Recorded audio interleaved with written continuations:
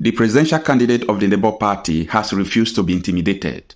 There has been so many ways that they wanted to threaten him, even trying to manipulate his passport, trying to threaten him with the DSS. But this man has remained steadfast because he believes in himself. And that is why people who are following him, called obedience and well-meaning Nigerians, are also standing behind him because we believe that this man has integrity.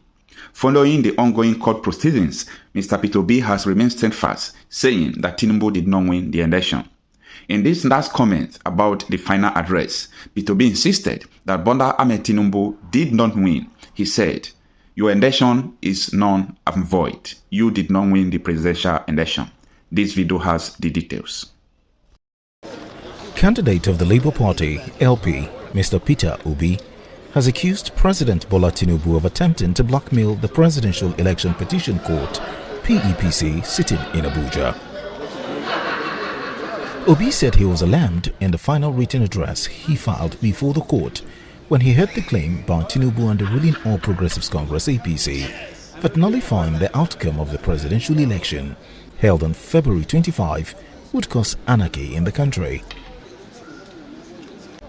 In the process he filed through his team of lawyers led by Levi Uzoku, SAN.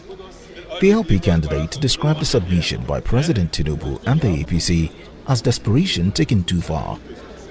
According to him, a sentence in the second and third respondents' address alarmed the petitioners and millions of Nigerians.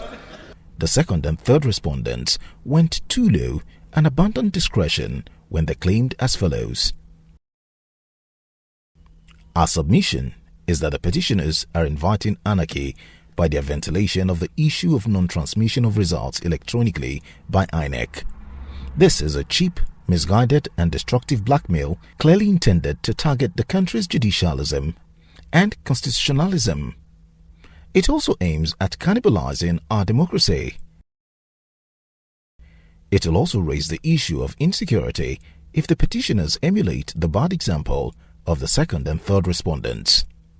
However, that will never happen. When has it become offensive to canvass a ground prescribed for the challenge of an election in Section 134, subsection 1b of the Electoral Act 2022? Desperation taken too far can be extremely dangerous. Let the second and third respondents know that where the rule of law is trampled upon or truncated, anarchy reigns supreme, Obi added in the final written address he filed alongside his party. Meanwhile, Peter Obi urged the Justice Haruna Samani-led 5-member panel to uphold and grant all the reliefs he sought in the petition seeking to remove President Tinubu from office.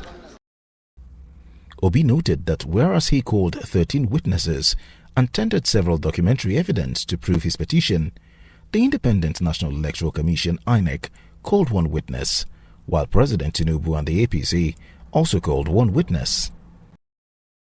He told the court that before the presidential election, the Vice President Kashim Shettima was previously nominated as a senatorial candidate of the APC for Borno Central Senatorial District. The petitioners insisted that the VP Shettima remained a senatorial candidate till July 15, 2022, when he withdrew his nomination.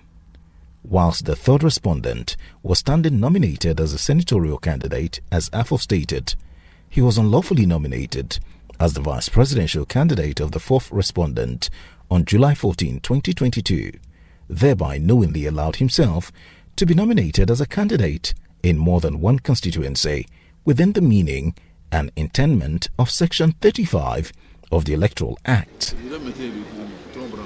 The petitioners argued that the invalid nomination of Shettima as the vice presidential candidate nullified the nomination and election of Tinubu as the presidential candidate of APC within the meaning of the provision of Section 143 of the 1999 Constitution as amended. On the issue of Tinubu's alleged involvement in a drug-related case, Obi and the LP averred it is common knowledge that the second respondent was the subject of an order of forfeiture made by the United States District Court, Northern District of Illinois, Eastern Division in case number 93C4483. The order of forfeiture against the second respondent was in terms forfeiting the sum of $460,000 US against him, Bola Tinubu, which represents proceeds of narcotics trafficking and money laundering.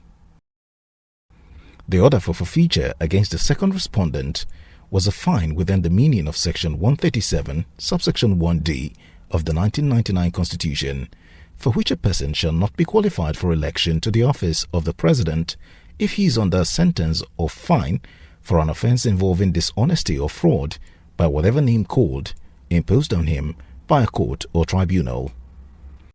The virus of the statutory and constitutional disqualification of the second and third respondents as candidates in the presidential election renders their purported return and declaration as the winners of the election invalid, null and void, and liable to be set aside, Obi and LP argued. While accusing INEC of deliberately refusing to electronically transmit results of the presidential election from polling units to the IREF portal using the bimodal voter accreditation system BVAS, the petitioners further alleged that the electoral body eventually uploaded blood results to its portal. If Mr. Peter Obi's love for money is greater than his love for Nigeria, Mr. Peter Obi could have given up because the dollars are flying every day. People are calling, people are visiting, but this man have paid deaf ears. There are so many things that are not on the social media that is going on, but people are not aware of it. Mr. Peter Obi has been a man of integrity right from the very day he defected from the People's Democratic Party, PDP, to the Labour Party. At this juncture, the Election Petition Tribunal is about to give judgment. Few days from now, we will be expecting that the court will rule on the petitions before the court. The justices, however, have been messaged by so many Nigerians to uphold their integrity because as Nigeria stands now, people are experiencing hardship, people are experiencing different kind of mess, but the hope of the common man lies on the judiciary.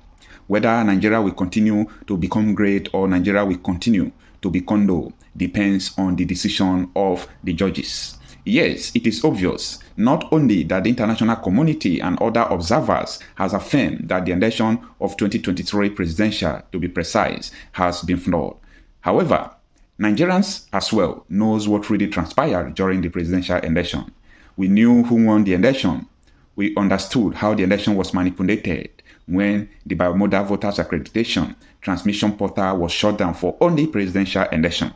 Now, it is the time for us to know whether judiciary truly belongs to the common man or it belongs to the political elite. However, we are not asking for favor. We are only asking the judiciary to uphold what the Constitution stipulated.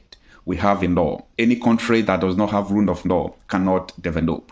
And that is why we are calling on judiciaries to make sure they maintain their integrity to tell us exactly what the law states. Thank you so much for having time to listen to this video.